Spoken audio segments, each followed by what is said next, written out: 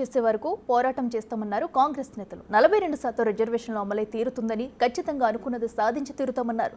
కేంద్ర ప్రభుత్వం మెడలు వంచే వరకు ఏ కార్యకర్త వెనక్కి తగ్గరని తేల్చి చెప్పారు. రాష్ట్రపతితో సమావేశమై బిల్లుపై చర్చిస్తామన్నారు. ఇది ఆరంభం మాత్రమేనని, బీజేపీని గద్దె దింపే వరకు తమ పోరాటం ఆగదన్నారు. బీసీ బిల్లును తక్షణమే 9వ షెడ్యూల్లో పెట్టాలని డిమాండ్ చేశారు. ప్రెజెంట్ మనం ఢిల్లీ జంతర్ మంతర్ దగ్గర ఉన్నాము. విజువల్స్ లో చూడొచ్చు ఏసీసీ వ్యవహారాల ఇన్ఛార్జ్ మీనాక్షి నటరాజన్తో పాటు ఎంటైర్ తెలంగాణ మినిస్టర్స్ అంతా కూడా ఈ ధర్నాలో పార్టిసిపేట్ చేస్తున్నారు. Madam, what is the purpose of this 3 days program? We all know that after the caste census, under the leadership and inspiration of Kharge ji and Rahul ji, the government of Telangana and the Pradesh Congress Committee has raised the voice for 42% OBC reservation. We have a pending decision at which has been passed from the Assembly, and the decision is pending at President's office. We want to request Her Excellency the President of India and from Telangana here for demanding our 42% reservation. From Telangana, there is many cadre, many leaders are here today in Delhi. How you feeling this and how it's going happen? पूरे देश के साथी भी तेलंगाना के आवाज़ में आवाज़ मिला रहे हैं और हमारा विश्वास है कि संसद से लेकर सड़क तक तेलंगाना जो सामाजिक न्याय की लड़ाई लड़ रही है उसको उसके निर्णायक अंजाम तक लेकर जाए. Tomorrow you are going and meeting President of India. Do you feel that it will going to be positive response? Pradesh Congress committee अध्यक्ष और सीएम के नेतृत्व में, हमारे पार्टी के राष्ट्रीय नेताओं के नेतृत्व में हम जाएंगे और उसकी रूपरेखा आगे प्रदेश कांग्रेस कमेटी तय करेगी. Madam, in Telangana Assembly, BJP supported for BC bill. When it comes to Delhi, they are not supporting. What is the reason you feel? वो आपके सामने स्पष्ट है. भारतीय जनता पार्टी की कथनी और करनी में अंतर है और उनका ध्यान हक और हकदार के प्रति नहीं है, केवल नियंत्रणवादी राजनीति में उनका विश्वास है. Madam, finally, are you feeling that it will going to happen successfully, which you are going to?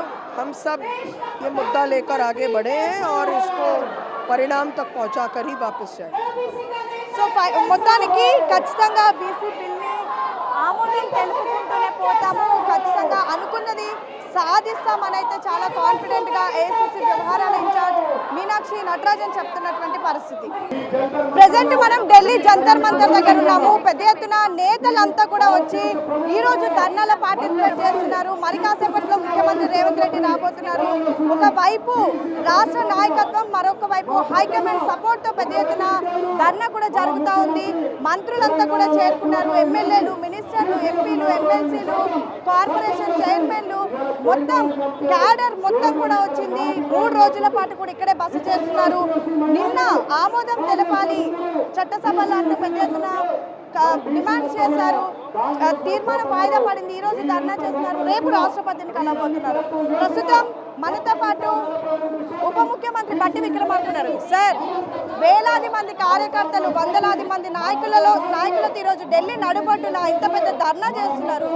ఏంటి సార్, ఎలా ఉండబోతోంది?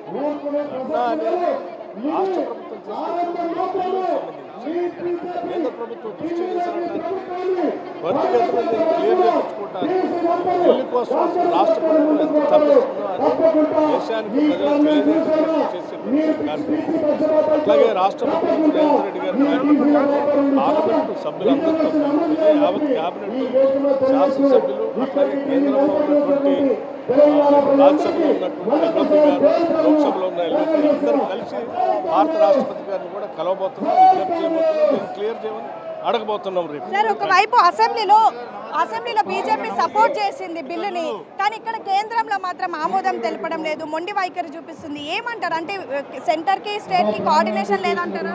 లేదమ్మా, నేను ఇప్పుడే వ్యతిరేకిస్తున్నారని చెప్పట్లేదు. దాన్ని క్లియర్ చేయించుకోవడానికి వచ్చాం. సహజంగానే శాసనసభలో మద్దతు ఇచ్చినటువంటి భారతీయ జనతా పార్టీ సంబంధించిన శాసనసభ్యులు ఆలోచనకు అనుగుణంగానే కేంద్రంలో కూడా Bharatiya Janata party bill clear చేస్తుందని ఆశిస్తున్నాం. వాళ్ళు వ్యతిరేకిస్తారు, క్లియర్ చేయాలని మేము ఆలోచన లేవు. దానికోసమే ఈరోజు వారి దృష్టి తీసుకు రేపు భారత రాష్ట్రపతి కలుపుతాం. Be positive. సార్ చివరిగా 3 రోజుల పాటు మీరు చేస్తున్నటువంటి ఏదైతే పోరాటం ఉందో సక్సెస్ఫుల్ గా ఢిల్లీ నుంచి తెలంగాణకి ఒక పాజిటివ్ న్యూస్ తో వెళ్తారని భావిస్తున్నారు. తప్పనిసరిగా మాకైతే ఆ నమ్మకం ఆశ రెండూ ఉన్నాయి. ఎందుకంటే ఈరోజు దేశంలో ఓబీసీ రిజర్వేషన్ కల్పించాలనే ఆలోచన మొదలైంది. దానికి తెలంగాణ నాంది పలికింది. వాళ్ళు తెలంగాణ మోడలే దేశవ్యాప్తంగా జరగాలనేటువంటి ఆలోచన కనుగొంటున్నారు. ఇవాళ నరేంద్ర మోడీ గారు కూడా నిలబడి చేస్తారు. అలాంటప్పుడు దీన్ని వ్యతిరేకిస్తారని ఎందుకు అనుకుంటున్నారు? డెఫినెట్గా మేము పాజిటివ్ ఆలోచనతో ఉన్నాం. వారు చేస్తారు, పరిగణనలో తీసుకుంటారు, రాష్ట్రపతి గారు ఆమోదిస్తారు, బిల్లు ఇస్తారని ఆశిస్తున్నాం. సో మొత్తానికైతే 42% రిజర్వేషన్ రాబోతుంది, అది అయిపోతుంది. బీసీ ఏదైతే చేయాలనుకొని మేము ఇంత పెద్ద పోరుబాట పట్టామో బీసీ నాయకులకు మంచి చేయాలని భావిస్తున్నామో అది ఖచ్చితంగా అవ్వబోతోంది అని అయితే ఉప ముఖ్యమంత్రి బట్టి విక్రమార్క చెప్తున్నటువంటి పరిస్థితి.